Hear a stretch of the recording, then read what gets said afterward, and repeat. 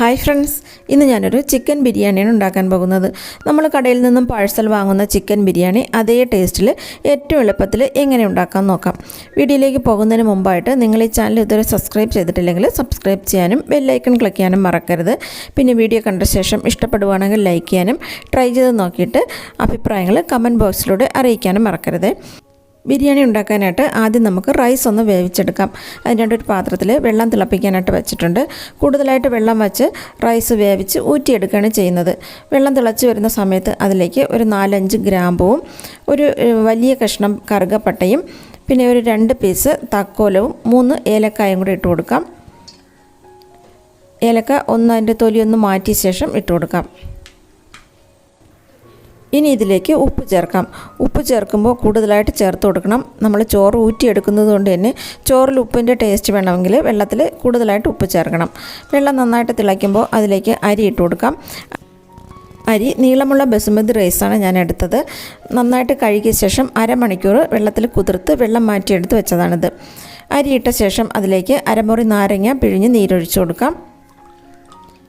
ചോറ് വേകുമ്പോൾ ഒട്ടിപ്പിടിക്കാതിരിക്കാനായിട്ടാണ് നാരങ്ങ നീര് ചേർക്കുന്നത്.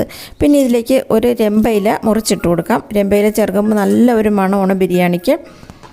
നന്നായിട്ട് ഒന്ന് ഇളക്കി കൊടുക്കാം. ഈ സമയത്ത് ഉപ്പ് നോക്കാം. വെള്ളത്തിൽ ഉപ്പിൻ്റെ ടേസ്റ്റ് നന്നായിട്ട് വേണം, ഇല്ലെങ്കിൽ ഇട്ട് കൊടുക്കണം.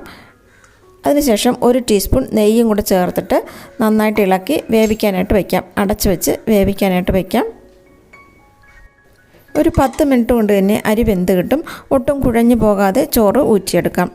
ചോറ് ഞാൻ അപ്പുറത്തെ സ്റ്റൗവിലേക്ക് മാറ്റി വെച്ച ശേഷം സ്റ്റൗവിൽ ഒരു ഉരുളി വെച്ചിട്ടുണ്ട്. ഒരു വലിയ പാത്രം എണ്ണ എടുക്കാനായിട്ട് അതിലേക്ക് 2 ടേബിൾ സ്പൂൺ നെയ്യ് ഒഴിച്ചിട്ട് നെയ്യ് ചൂടാകുമ്പോൾ അതിലേക്ക് കറുകപ്പട്ടയും ഗ്രാമ്പുവും ഏലക്കായും തക്കോലവും ഇട്ടിട്ടുണ്ട്. അതൊന്ന് ഇളക്കിയ ശേഷം അതിലേക്ക് ഇഞ്ചിയും വെളുത്തുള്ളിയും പച്ചമുളകും കൂടെ ചതച്ചത് 2 ടേബിൾ സ്പൂൺ അളവിൽ ഇട്ട് കൊടുക്കാം. ഇഞ്ചിയുടെയും വെളുത്തുള്ളിയുടെയും പച്ചമണം മാറുന്നതുവരെ വഴറ്റാം. അതിനുശേഷം 4 സവാള നീളത്തിലരിഞ്ഞത് ചേർത്ത് കൊടുക്കാം. 4 വലിയ സവാളയാണ് ഞാൻ എടുത്തത്. സവാള ഇട്ട് നന്നായിട്ട് ഇളക്കി കൊടുക്കാം. കുറച്ച് ഉപ്പ് ചേർത്ത് നല്ലപോലെ വഴറ്റിയെടുക്കാം. സവാള ഇപ്പം നന്നായിട്ട് വഴറ്റിയെടുത്തിട്ടുണ്ട്. ഇനി ഇതിലേക്ക് മസാലപ്പൊടികൾ ചേർക്കാം. ആദ്യം 1/2 ടീസ്പൂൺ മഞ്ഞൾപ്പൊടിയും 2 ടേബിൾ സ്പൂൺ മുളക് പൊടിയും ചേർക്കാം. അതിൻ്റെ കൂടെ 1 ടേബിൾ സ്പൂൺ മല്ലിപ്പൊടി ചേർക്കാം. 1/2 ടീസ്പൂൺ കുരുമുളക് പൊടി ചേർക്കാം. എന്നിട്ട് നന്നായിട്ടൊന്ന് ഇളക്കാം. നല്ലപോലെ ഇളക്കി മസാലപ്പൊടികളെല്ലാം നന്നായിട്ട് വഴന്നു വരാനായിട്ട് കുറച്ച് സമയം ഇളക്കി കൊടുക്കണം. ഈ സമയത്ത് തീ നന്നായിട്ട് കുറച്ച് തന്നെ വെക്കണം. ഇനി ഇതിലേക്ക് ചേർക്കാനായിട്ട് ഞാൻ 2 ടേബിൾ സ്പൂൺ ബിരിയാണി മസാലയാണ് എടുത്തിട്ടുള്ളത്. അതും കൂടി ഇട്ട് കൊടുക്കാം. ബിരിയാണി മസാലയും കൂടെ ചേർത്ത് നന്നായിട്ടൊന്ന് വഴറ്റിയെടുക്കാം. അതിനുശേഷം ഇതിലേക്ക് ചിക്കൻ ചേർക്കാം. ഞാൻ 1 കിലോ ചിക്കൻ നന്നായിട്ട് കഴുകി വെള്ളം നല്ലപോലെ മാറ്റി വെച്ചിട്ടുണ്ട്. ചിക്കൻ ഇട്ട് കൊടുക്കാം. ഈ സമയത്ത് തീ കൂട്ടി വെച്ച് ചിക്കൻ നല്ലപോലെ ഇളക്കണം. ഒരു 5 മിനിറ്റ് നന്നായിട്ടൊന്ന് ഇളക്കിയെടുക്കണം. അങ്ങനെ വയ്ക്കുമ്പോഴാണ് ചിക്കന് നല്ല ടേസ്റ്റ് ഉണ്ടാകുന്നത്. നന്നായിട്ട് ഇളക്കി കൊടുക്കാം.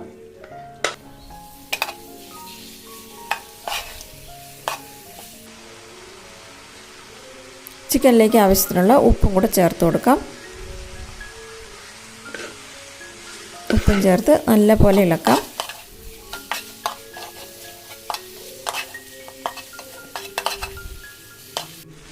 അതിനുശേഷം അടച്ചു വെച്ച് ചിക്കൻ വേവിക്കാം. വെള്ളം ഒഴിക്കാതെ ആദ്യം കുറച്ച് സമയം വേവിച്ചെടുക്കാം. കുറച്ച് സമയം അടച്ചു വെച്ച് വെള്ളം ഒഴിക്കാതെ വേവിക്കുമ്പോൾ ചിക്കനിൽ നിന്നും കുറച്ച് വെള്ളം ഇറങ്ങി വരും. ഇടയ്ക്കൊന്ന് ഇളക്കി കൊടുക്കാം. ചിക്കനിൽ നിന്നും കുറച്ച് വെള്ളമൊക്കെ ഇറങ്ങി വന്നിട്ടുണ്ട്. ഇതുപോലെ അടച്ചു വെച്ചതിനെ മുഴുവനും വേവിച്ചാലും കുഴപ്പമൊന്നുമില്ല. ഞാനിതിലേക്ക് കുറച്ച് വെള്ളം കൊണ്ട് നല്ല തിളച്ച വെള്ളമാണ് ഒഴിക്കുന്നത്. പച്ചവെള്ളം തണുത്ത വെള്ളം ഒഴിക്കുന്നതിനേക്കാളും നല്ല ചൂടുള്ള വെള്ളം ഒഴിച്ച് ചിക്കൻ വേവിക്കുന്നതാണ് നല്ലത്. വെള്ളം ഒഴിച്ച് നന്നായിട്ടൊന്ന് ഇളക്കിയിട്ട് അടച്ചു വെച്ച് ഒരു അരമണിക്കൂർ വേവിച്ചെടുക്കാം. ചിക്കൻ നന്നായിട്ട് ഇപ്പോൾ വെന്തിട്ടുണ്ട്. നന്നായിട്ടൊന്ന് ഇളക്കി കൊടുക്കാം. ഈ സമയത്ത് ടേസ്റ്റൊക്കെ ഒന്ന് നോക്കാം. വേണമെങ്കിൽ ഉപ്പോ എന്തെങ്കിലും വേണമെങ്കിൽ ചേർത്ത് കൊടുക്കണം. അതിനുശേഷം കുറച്ച് ചിക്കൻ, ഒരു 3/4 ഭാഗത്തോളം ചിക്കൻ ഞാൻ വേറൊരു പാത്രത്തിലേക്ക് കോരി മാറ്റുവാണ്. ഇനി ബിരിയാണി സെറ്റ് ചെയ്യാനായിട്ട് പോവുകയാണ്. കുറച്ച് കറിയും ചിക്കനും പാത്രത്തിലുണ്ട്. അതിന് മുകളിലായിട്ട് വേവിച്ച ചോറ് ഊറ്റിയത് ഇട്ട് കൊടുക്കാം. ഒട്ടും തന്നെ കുഴഞ്ഞു പോകാതെ തന്നെ ചോറ് വേവിച്ചെടുത്തിട്ടുണ്ട്.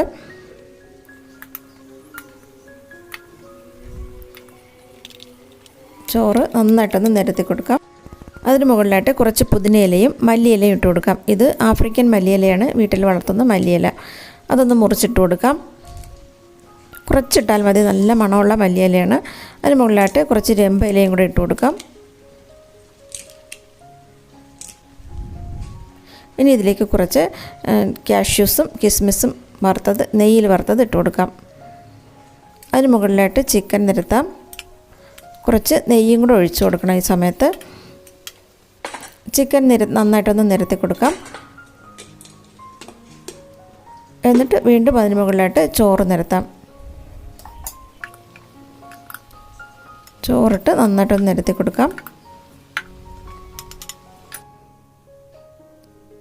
വീണ്ടും നേരത്തെ ചെയ്ത പോലെ തന്നെ പുതിനയും മല്ലിയിലയും രമ്പയിലയും ഇട്ട് കൊടുക്കാം. കുറച്ച് നെയ്യ് ഒഴിച്ച് കൊടുക്കുന്നുണ്ട്. അതിൻ്റെ കൂടെ തന്നെ ഞാൻ കുറച്ച് പൈനാപ്പിൾ എസൻസും കൂടെ ഒരു 2-3 ഡ്രോപ്സ് ഒഴിച്ചിട്ടുണ്ട്. അതിന് മുകളിലായിട്ട് വീണ്ടും ചിക്കൻ ഇട്ട് കൊടുക്കാം. ചോറിട്ട് കൊടുക്കാം. ഇതുപോലെ 3 ലെയറായിട്ട് ഇതുപോലെ ചോറും ചിക്കനും നിരത്തിയിട്ടുണ്ട്. ഏറ്റവും മുകളിലായിട്ട് പുതിനയിലയും രമ്പയിലയും മല്ലിയിലയും ഇട്ട് കൊടുക്കുന്നുണ്ട്.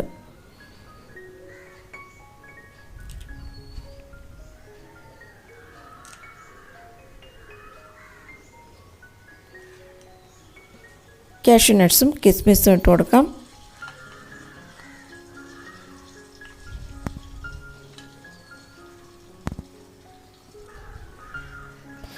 ഒരു 1/2 ടീസ്പൂൺ നെയ്യ് എല്ലാ ഭാഗത്തുമായിട്ട് ഒന്ന് ഒഴിച്ചു കൊടുക്കാം. ഇതിൽ ഒരുപാട് നെയ്യൊന്നും ഞാൻ ഒഴിച്ചിട്ടില്ല. ആദ്യം 2 ടീസ്പൂൺ നെയ്യ് ചിക്കൻ വേവിച്ച സമയത്ത് ഒഴിച്ചിട്ടുണ്ട്. പിന്നെ 1 ടീസ്പൂൺ നെയ്യ് മുഴുവനായിട്ട് ഒഴിച്ചിട്ടുണ്ട്. ഇത്രയേ ഒഴിച്ചിട്ടുള്ളൂ. ഇനി ഇതിലേക്ക് കുറച്ച് പൈനാപ്പിൾ എസൻസും കൂടെ ഒഴിച്ചു കൊടുക്കാം.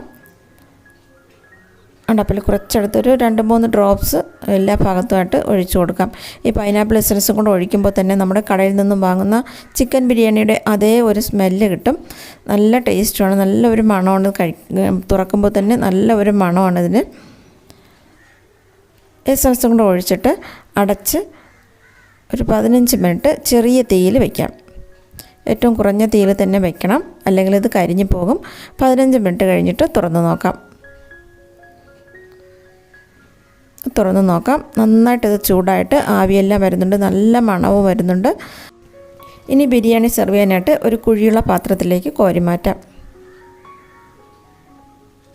ബിരിയാണി കോരുമ്പോൾ ചിക്കനും ചോറും ഒരുമിച്ച് കോരിയെടുക്കണം. ചിക്കനിൽ ഗ്രേവി ഉണ്ടായിരുന്നതുകൊണ്ട് തന്നെ ചോറിലും നിറയെ ഗ്രേവിയും ഒക്കെ ഉണ്ട്. ഇത് കഴിക്കാനായിട്ട് വേറെ കറിയുടെ ആവശ്യം ഒന്നുമില്ല. സലാഡ് തന്നെ വേണമെന്നില്ല. സലാഡ് വെച്ചിട്ട് കഴിക്കാൻ ഇഷ്ടമുള്ളവർക്ക് അങ്ങനെ കഴിക്കാം. വേറെ ഒരു കറിയുടെയും ആവശ്യമില്ല. നല്ല ടേസ്റ്റി ആയിട്ടുള്ള ചിക്കൻ ബിരിയാണി ഇപ്പോൾ റെഡി ആയിട്ടുണ്ട്. കാണുമ്പോൾ തന്നെ കഴിക്കാൻ തോന്നുന്ന അത്രയും ഒരു കാണാനായിട്ട് നല്ല ഭംഗിയുള്ള കടയിൽ നിന്ന് വാങ്ങുന്ന പോലെ തന്നെ ആ ഒരു ഭംഗിയുള്ളൊരു ബിരിയാണിയാണിത്.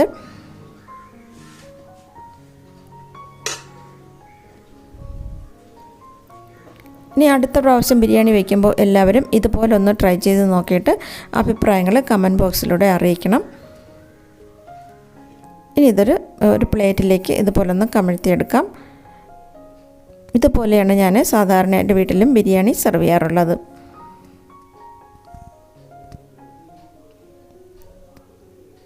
ഈ വീഡിയോ ഇഷ്ടമായെങ്കിൽ ലൈക്ക് ചെയ്യാനും നിങ്ങളുടെ ഫ്രണ്ട്സിനും ഫാമിലിക്കൊക്കെ കാണാനായിട്ട് ഷെയർ ചെയ്യാനും മറക്കരുത്. Thanks for watching.